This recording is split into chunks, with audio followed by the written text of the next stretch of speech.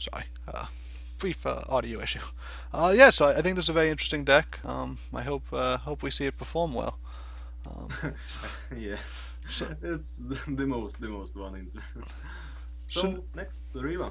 Reva, right? So this deck, you it's kind of what we saw out of Reva before the patch, with kind of a couple twists. It looks like you have the ethereal blades, as well as you're running a spiral technique and one of Heaven's Eclipse as kind of your top end. So how did you arrive at this build of Reva, with the not using too many of the new cards, but kind of incorporating just a couple of changes?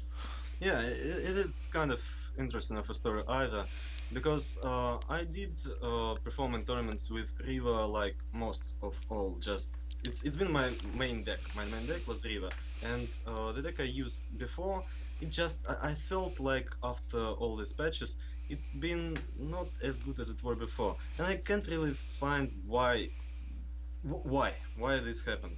Is it because of nerfs, or is it because just meta shifted?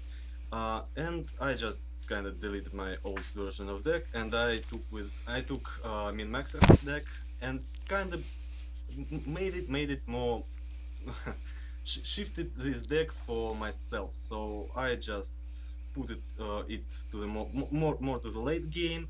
Added there some like again late game choices like Heaven's Eclipse, like Spiral Technique.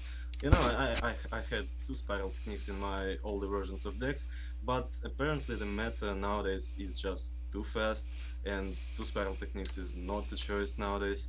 But I feel like I need some late game for any deck, even if it's Riva, even if it is Sagra. I don't like feeling when I'm going to late game when it is six or more mana, and if you do not perform well on aggressive deck to this mana cost, you will just lose. But if you have choices like Zendos, like Spiral Techniques, you can shut the game down even if you're not really having these crazy early game turns. And yeah, it's like kind of common Riva deck with more of late game ish cards like Zendos, like Heaven Eclipses. Right, yeah. I mean, you always want to be able to feel like you're able to compete in the game. You never want to feel like you kind of run out of steam and have, Yeah, yeah, yeah. And no and ability to there's play. like another topic about why I'm bringing sisters Elkians in like every every deck. I've been running Elkians in my rival lists earlier, and so there is no Elkians. I just feel that really this deck should be as aggressive as it is, and Elkian is good in late game. It's really better than Spelljammer when you're talking about like 8 mana and you're top decking. You really want to see Elkian in your hand, and you don't want to see Spelljammer because it's just doing nothing. But if you trying to win to 8 mana anyways, you should bring Spelljammer. And I just feel like with all those crazy Magma decks, crazy Rush meta, you should bring as fast decks as you're going to play against. Right. So even though you want to play the control decks, you have to make a few concessions to the speed of the meta. It seems like. Yeah, yeah. Okay. Well, this one will be interesting. And then next you have the Argeon. Argeon was a choice that pretty much everyone brought, but you have kind of some interesting cards. You went with the Circle of Healing as well as the Meltdown. So how did you kind of arrive at this type of deck? Well, there were just one change to the pre-Rise of the Bloodborne expansion. In before Rise of Bloodborne, in this deck there were two Iron Cliffs instead of two Meltdowns, and I felt this deck just was really good. It's really consistent. I saw all these more again more aggressive builds of this Argeon, building on slows, building on just every like crazy rush minions.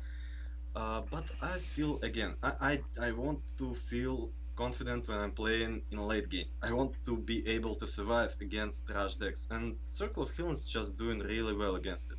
And Meltdowns, it's uh, just uh, uh, if you see it as a substitution to Iron Cliffs, it's really better because you don't want really to play Iron Cliffs in this meta because it's just kind of really easy to remove.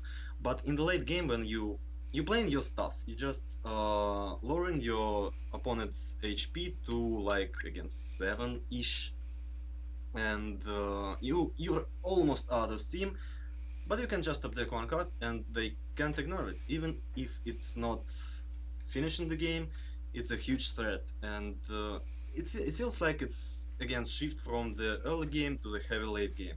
When you one good top deck and one good hit can really just shut the game down. And it's not really the center of deck, it's not being essential part of it, but the overall deck is just really really consistent. I feel like it's a good removal, good replace for Iron Cliff's meltdowns. And other than that, the deck is just it's kind of common. It's more again more late game ish than some other decks, but it's just more comfortable for me. It's more of my play style. I'd like to see game just being a little bit slower than it is, and I trying to play like this style. Right. Yeah, I've heard from stronger players that they kind of like the game to be a little bit slower so they can feel like they can outplay their opponents at every step. They feel like they want to have a lot of opportunities to make plays rather than have the game decided really quickly. Yeah, yeah. And yeah, I think a lot of people are bringing Augie on right now, so it's I think we had 7 out of 8 people bring it, so it's interesting to kind of see how It's different it's it, players. it's not even that surprising. It's common stuff nowadays.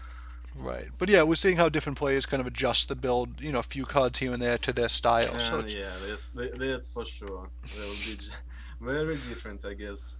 At least some of those decks would be really different. And then your last one, Kasiva, which is also a very popular one, and it looks like the only new card you introduced was Punish, which was a super hyped up card, which was expected to really change the meta drastically. So how do you feel like that added to the Kasiva deck that was already very strong? Well, when I first saw what's it, Spanish, I didn't even think it would be that important to Casio list because yes, it is just overall very strong, very good, insane card. But Casiva already has a lot of removal tools, and they didn't really need anything else. But then I included it in deck. It did perform just it performed really really well. And other than that, other than punish, there's nothing really needs to be changed after Rise of the Bloodborne.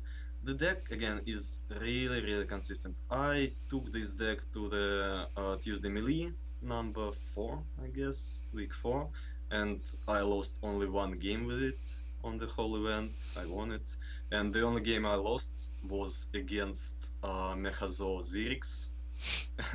it, so it kind of go without defeating, just this little misstep. It is good stuff that in Tuesday Melee there is sideboard, and I just took 3 crossbones just for that for that case. It did work really well. So I just feel really really confident with this deck because it has all the healing you need. It's just if you not drawing really bad, you can stop all the aggro decks you're facing against. Maybe just not uh, those new magmas that can bring you down from almost maximum HP. That's just a little story, a little other story. You don't want to see it. You just don't want to talk about it. But other than that, the deck is really just probably the strongest deck in meta nowadays. I believe. I personally think that how many decks there for Cassius? 8, I believe, and one Lilith. Oh, Yeah, I think we have seven seven seven plus one, 7 plus 1. Casivas. Yeah, Yeah, seven yeah, yeah. Cassius plus one Lilith. So I believe it is really the strongest now for from all other decks, the most consistent, the most just uh, overall, it has everything. It has strong removals, it has strong heals, it has strong early game, strong late game.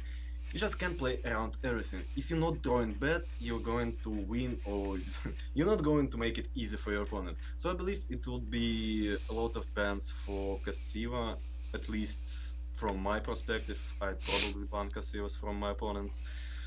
And it's like, yes, it's the most standard list with just a little bit of uh, choices from the earliest versions, but it's not really doing that much. It's just the standard Cassiva list. It's really strong, it's really powerful.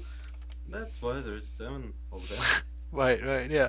It's interesting because as strong as Punish is, Cassiva also has the demonic lore, which fills a similar role in kind of removing high health minions from the at least the battlefield or the point of attack. So it kind of added a strength that Cassiva already had. So despite being a hugely strong card, it hasn't really changed the deck overall too much, which is kind of interesting. I previously used to run two dark transformations in this deck instead of punishes before Rise of the Bloodborne, and I just felt I need hard removals for heavy threats. I don't want to lure them; they will come back eventually. I just want to remove them, and first thing I thought when I saw punish, it doesn't work really well against nimbuses, and it doesn't work well against force fields. But after a couple of games, I just saw it. That's not mad. There's no nimbuses in mad, and there's Right. not really many of those force field. It's just working really well. It's just three less mana removal, which does like the same stuff. Yeah, it's just too good to pass. Yeah, no, it definitely seems like a very strong deck. We had it before the patch. It looks like we still have it. And everyone, almost everyone bought it. So you're definitely in good company there. Well, thank you so much for taking the time to record this. Thank Uh, you, thank you. I wish you well in the tournament, and I think about an hour or 30 minutes soon. I think so. Yeah, yeah. Get some rest before then. Thank you so much.